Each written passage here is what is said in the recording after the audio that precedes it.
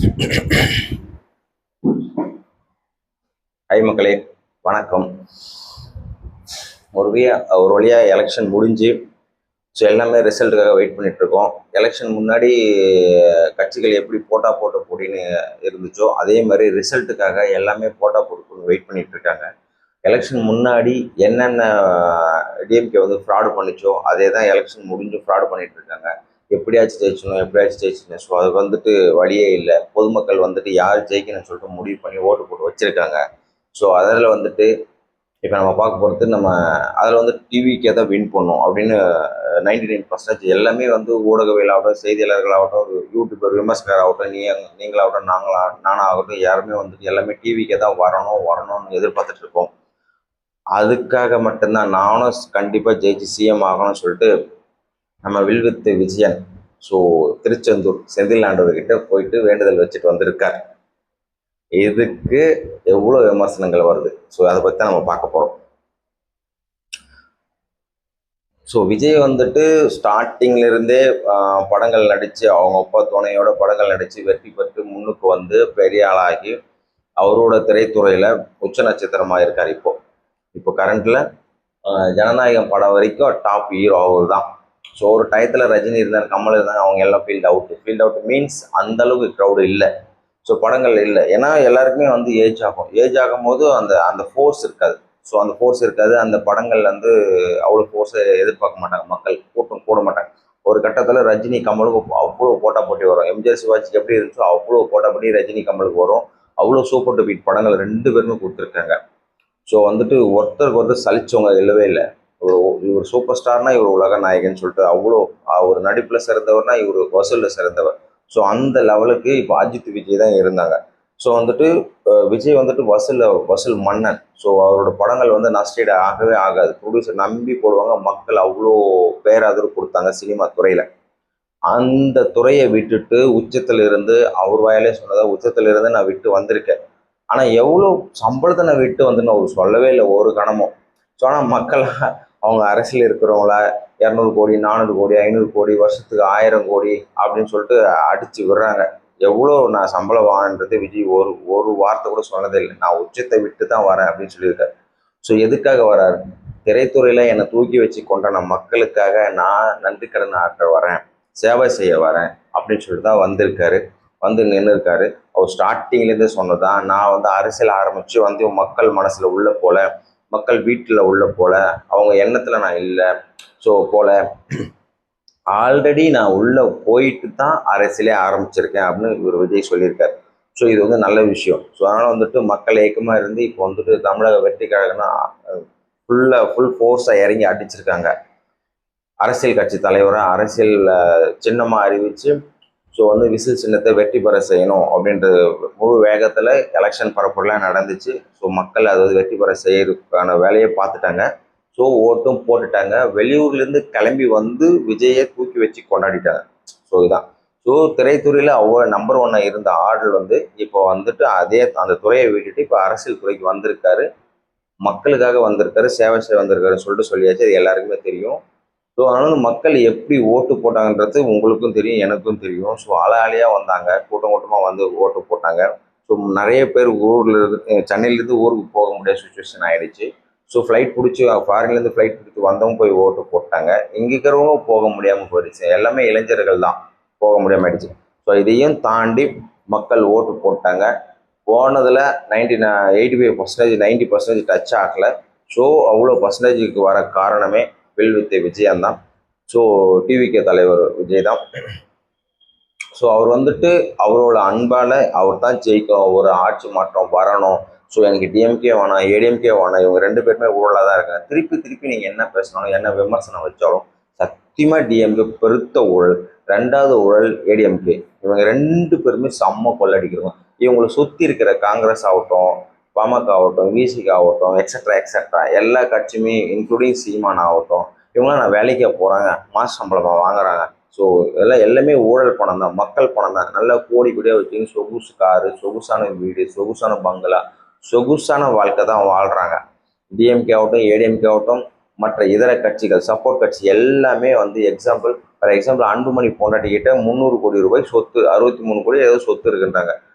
அவ்வளோ நகை வச்சுங்கிறேன். ஸோ 1,50 கோடி 2 கோடி ரூபாய் நகை வச்சுங்கிறாங்க பொம்பளை. ஸோ எங்கே வச்சுருந்தாங்க இது எல்லாமே வந்து? ஸோ அவங்கவுங்க அரசியல் கட்சி தலைவரும் கூட்டணி கட்சி தலைவரும் சொத்து பயங்கரமாக வச்சுக்கணும். கணக்கில் வராத சொத்துக்கள் எவ்வளோ இருக்குது. இதில் வந்து திருமாவளவன் சொத்து எவ்வளோன்னு சொல்லலை, அன்புமணி சொத்து எவ்வளோன்னு சொல்லலை, சீமான் சொத்து எவ்வளோன்னு சொல்லலை, வைகோ சொத்து எவ்வளோன்னு சொல்லலை, எக்ஸட்ரா எக்ஸட்ரா. இவங்க சொத்துல யாருமே சொல்லலை. என்கிட்ட இவ்வளோ சொத்து இருக்குன்னு சொல்லிட்டு விஜய் சொல்லியிருக்காரு. இதையாவது சொல்லியிருக்காரு. 500 600 400 500 கோடி வச்சிருக்குன்னு சொல்லியிருக்காரு. ஆனால் பச்சை போய் சொன்னார் ஸ்டாலின். என்கிட்ட வந்து 10,000 தான் பணம் இருக்குது, என்கிட்ட காரே இல்லை, என் பேரில் காரே இல்லைன்னா ஒரு விட்டார் பாருங்க, ஒரு ஃப்ராடு. அவ்வளோ பெரிய ஃப்ராடான பொய். இந்த ஆள் ஜெயிச்சார்னா தோத்தார்னா ஜெயிக்கவே தேவையில்லை. என்கிட்ட என் பேரில் சொந்த காரே இல்லை, நிலமும் இல்லை, வீடு இல்லை, என்கிட்ட சொத்தே இல்லைன்னு பொய், பச்சை பொய். அவன் மருமகனே வந்துட்டு சபரீசன் வந்துட்டு சபரீசன் வந்துட்டு ஒரு வாட்ச் 30 கோடி 33 கோடி கட்டிக்கிறேன்னு சொல்லிட்டு நம்ம சவுக்கு சங்கர் சொல்கிறாப்புல. ஸோ அவருக்கு தெரியாத அரசியலே கிடையாது. எல்லா ரகசியங்களும் அவர் புட்டு புட்டு வெளியில் இடுவார் அவரோட வீடியோவில். ஸோ அதுக்காக மட்டும்தான் அவர் தூக்கி ஜெயிலில் வச்சுருவாங்க. உண்மை வெளியே சொல்கிறாருல்ல, தூக்கி ஜெயிலில் வச்சுருவாங்க. கிட்டத்தட்ட அவர் சொல்கிற கணக்கு பிரகாரம் பார்த்தா தோராயமாக 300 கோடி ரூபாய் வாட்ச் வச்சுக்கிறார் சபரீசன். அதெல்லாம் எங்கேருந்து வந்துச்சு? அதெல்லாம் எங்கே போய் சம்பாதிச்சு? அம்பானி பரம்பரை அவர் ஃப்ராடு பையன். அவன் ஸ்டாலினோட பொண்ணை கட்டதுனால கோடியே கொள்ளடிச்சு அவ்வளோ சொத்து சேர்த்து வச்சுருக்காங்க. எந்த டெண்டராக இருந்தாலும் அந்த ஆள் தான் பார்த்து போனேன். ஸோ அதனால நான் கவர்மெண்ட் எம்எல்ஏவா இல்லை அமைச்சரா? ஃப்ராடு பசங்க மொத்த கோடியே சேர்த்து வச்சுக்கிறானு. ஒரு வாட்ச் கட்டியிருக்கான், 33 கோடி ரூபாய் வாட்ச் கட்டிக்கிறானா எங்கேருந்துடா? 1 கோடி 2 கோடி வாட்சோட போகிற 33 கோடி ஒரு வாட்ச் கோடி கணக்கில் வாங்கி கட்டியிருக்கான்னா ரொம்ப இரிட்டேட்டிங்காக இருக்குது. ஸோ அதனால் இந்த ஆட்சி வந்தான்னா வரலான்னா. ஸோ அதனால் மக்கள் வந்து தீர்ப்பு சொல்லிட்டாங்க. விஜய் தான் வந்துட்டு ஆட்சிக்கு வரணும் அப்படின்னு சொல்லிட்டு மக்கள் தீர்ப்பாக அவர் ஓட்டு போட்டிருக்காங்க. அதையும் தாண்டி கடவுள்கிட்ட நம்ம கடவுள்கிட்ட நம்பிக்கை வச்சு தான் ஆகணும், அவர்கிட்ட வேண்டுதலை வச்சு தான் ஆகணும். ஸோ ஆல்ரெடி மசூதிக்கு போயிட்டு வந்துட்டாரு, அம்மன் கோயிலுக்கு போயிட்டு நெடுக்க விழுந்துட்டு வந்துட்டாரு, சர்ச்சில் போயிட்டு முட்டி போட்டு பிரார்த்தனை பண்ணிட்டாரு. இது எல்லாமே எலெக்ஷன் முன்னாடி ஓட்டுக்கு முன்னாடி இது எல்லாமே தரிசனம் கண்டுட்ட இந்து முஸ்லீம் கிறிஸ்டின் 3 பேருக்கிட்டுமே வேண்டுதலை வச்சுட்டாரு. நான் தான் ஜெயிக்கணும், மக்களுக்கு நல்லது செய்யணும் அப்படின்னு சொல்லிட்டு அவர் முட்டி போட்டு வேண்டுதல் பண்ணிட்டார். நெடுக்க விழுந்து அம்மன் கோயிலில் வேண்டிட்டார். மசூதியில் போயிட்டு அவர் தேவையானதை வேண்டிட்டார் அல்லாஹ் கிட்ட. ஸோ இது எல்லாமே பண்ணியாச்சு. அதாவது எலெக்ஷன் முன்னாடி இது எல்லாமே பண்ணியாச்சு. எலெக்ஷன் அப்புறம் ஃபார் எக்ஸாம்பிள் எக்ஸாம் எழுதிட்டு பிறகு எல்லாமே கோயிலுக்கு போவாங்க. சாமி நான் எப்படியாச்சும் பாஸ் பண்ணிடணும், எப்படியாச்சும் சூப்பர் டூப்பர் பாஸ் பண்ணிடணும், நான் தான் வின் பண்ணணும், நான் தான் ஃபர்ஸ்ட் ரேங்க் எடுக்கணும் அப்படின்ற மாதிரி ஸ்டூடெண்ட் எப்படி போய் சாமிக்கிட்ட வேண்டிப்பாங்களோ எக்ஸாமுக்கு முன்னாடி வேண்டிப்பாங்க, பின்னாடி வேண்டிப்பாங்க. அது மாதிரி விஜய் வந்துட்டு எக்ஸாம் முன்னாடி சாமிக்கிட்ட வேண்டியாச்சு, பின்னாடி போயிட்டு திருச்செந்தூர் முருகர்கிட்ட செந்திலாண்டவர்கிட்ட போய் ஒரு வேண்டுதலை போட்டு வந்திருக்காரு. சூரசம்ஹாரம்னு சொல்லிட்டு ஒரு பெரிய யாகம். அதுமாதிரி நான் சூரசம்ஹார வில்லனை அழிச்சதுக்கு முருகர் வந்துட்டு அங்கே வந்து கோவத்தில் தனிந்து கோபமாக வந்து உட்காந்து அங்கேருந்து கோவத்தை தனிச்சாருன்னு சொல்கிறாங்க திருச்செந்தூர் செந்திலாண்ட முருகர். ஸோ அவர்கிட்ட வேண்டுதல் வச்சு கண்டிப்பாக நிறைவேறும். எந்த அரசியல்வாதி போனாங்க மக்களுக்கு நல்லது செய்யணும்னு சொல்லிட்டு? விஜய் படம் நடிக்கும் போது இதுமாதிரி கோயில் கொள்ளலாம் அவர் போனதில்லை, இது மாதிரி வந்ததில்லை. ஏன்னா அவரோட வேலையை அவர் பார்த்தேன். இது வந்து மக்கள் சேவையே மகேசன் சேவை. ஸோ மக்களுக்கு தொண்டு செய்யணும், சிவனுக்கே தொண்டு செய்கிற அளவுக்கு இருக்கும் அந்த மாதிரி. ஸோ அதனால் வந்து மக்கள் சேவை பணியாற்றணும் அவ்வளோ சும்மா கிடையாது. ஏன்னா இவ்வளோ விஷக்கிருமிகள் இருக்குது. விஜயை சுற்றி விஷக்கிருமிகளான ஆட்சி எதிராளிங்க இருக்காங்க. ஸோ அவங்களோட பலத்தெல்லாம் வாங்கின வாலி மாதிரி தான் விஜய். அவங்களோட பலத்தெல்லாம் வாங்கி தான் எதிர்க்க நிற்கிறார். அவருக்கு வராத சோதனைகளில் பிரச்சனைகள், கரூர் பிரச்சனையிலேருந்து உள்குத்துலேருந்து ரொம்ப டார்ச்சர் பண்ணிட்டாங்க. அவங்க சுற்றி இருக்கிற வேட்பாளர்கள் எல்லாருமே இன்னைக்கும் அந்த ராயபுரம் தொகுதி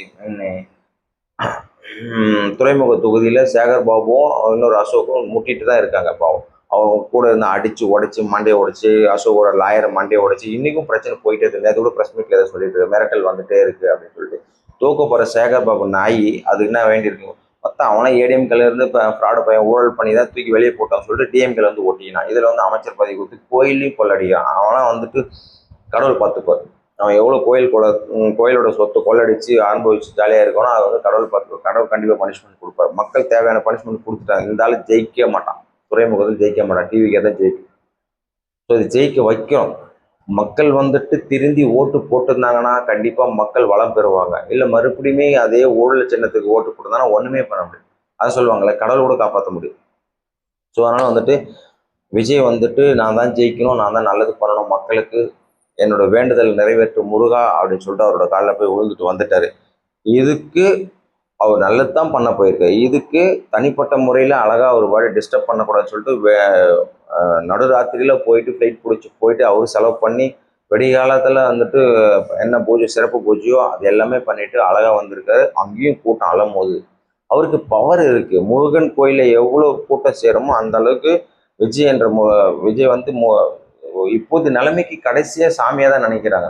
சாமி நீ தான் கடைசி கட்டம், நீ தான் நம்பிக்கை, தமிழ்நாட்டை காப்பாற்ற போற ஆள், ஊழல் இல்லாத ஆட்சி கொடுக்க போற ஆள் நீ தான் அப்படின்னு மக்கள் நம்புறாங்க. இல்லை அவர் பார்க்க அவ்வளோ கூட்டம் வருமா? இல்லை ஸ்டாலின் போக சொல்லுங்க, அவ்வளோ கூட்டம் வராது. எடப்பாடி போக சொல்லுங்க, அவ்வளோ கூட்டம் வராது.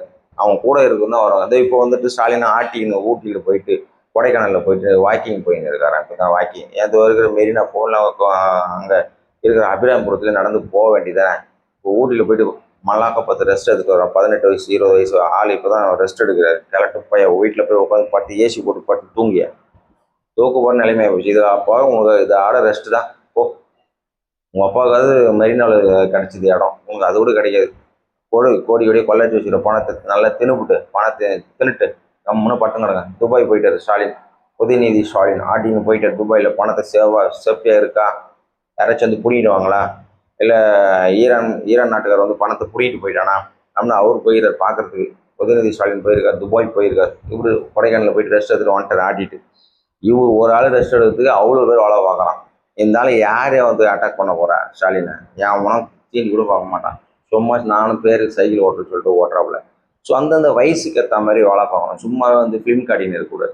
எடப்பாடி சொன்ன மாதிரி விளம்பர அரசியல் தான் பண்ணிட்டு இருந்தது. இவ்வளோ நாளாக கண்டி தமிழ்நாடு குட்டிச்சோராக தான் போச்சு, விளங்கவே இல்லை. ஆல்ரெடி 10 வருஷம் ஜெயலலிதா விளங்காமல் வச்சுட்டு போயிட்டாங்க, செத்து போயிடுச்சு அந்த பொம்பளை. ஸோ இந்த ஆள் வந்துட்டு இன்னும் 5 வருஷம் விளங்காமல் போயிடுச்சு. மொத்தம் 15 வருஷம் தண்டக்கரம்.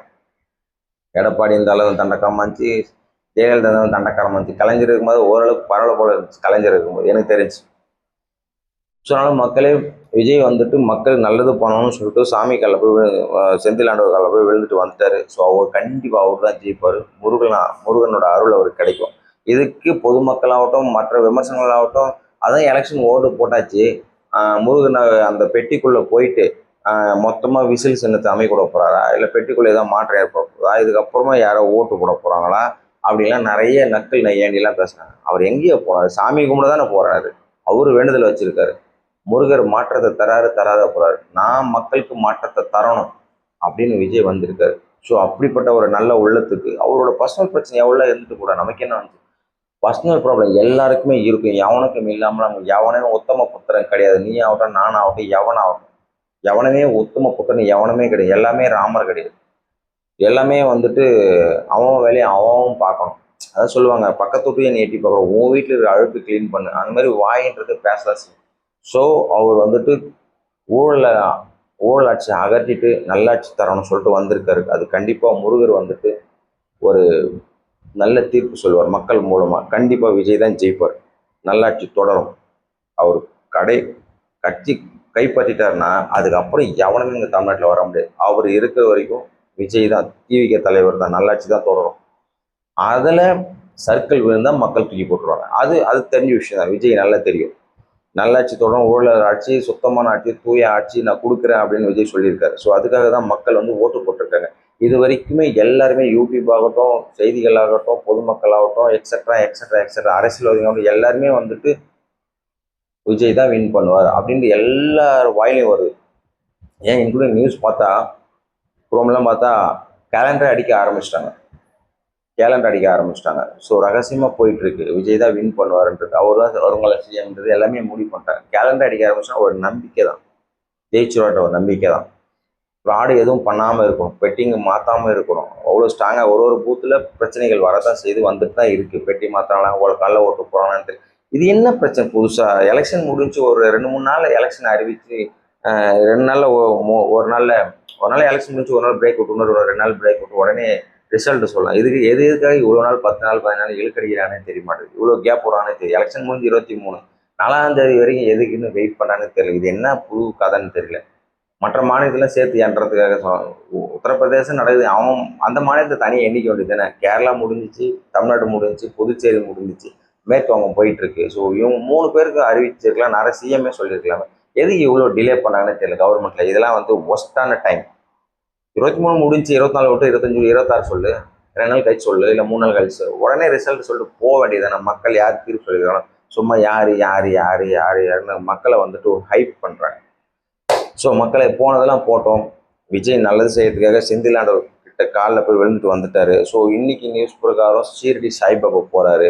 ஸோ இது மாதிரி அவர் கோயில் தலங்களெல்லாம் போனதே கிடையாது எனக்கு தெரிஞ்சு நான் பார்த்து. ஸோ மக்களுக்காக மக்களை நம்பினாரு, மக்களை விட கடவுள்கிட்ட போறாரு. நான் நம்பினதை நிறைவேற்று முருகா ஷீரடி சாய்பாபான்னு சொல்லிட்டு இன்னைக்கு போறாரு போல இருக்கு. ஸோ எல்லாமே நல்லதாவே நடக்கும். அவரோட டைலாக்ல எல்லாமே நல்லதாக நடக்கும். நம்பிக்கையோடு இருங்க, வெற்றி நிச்சயம். மீண்டும் சந்திக்கும் வரை.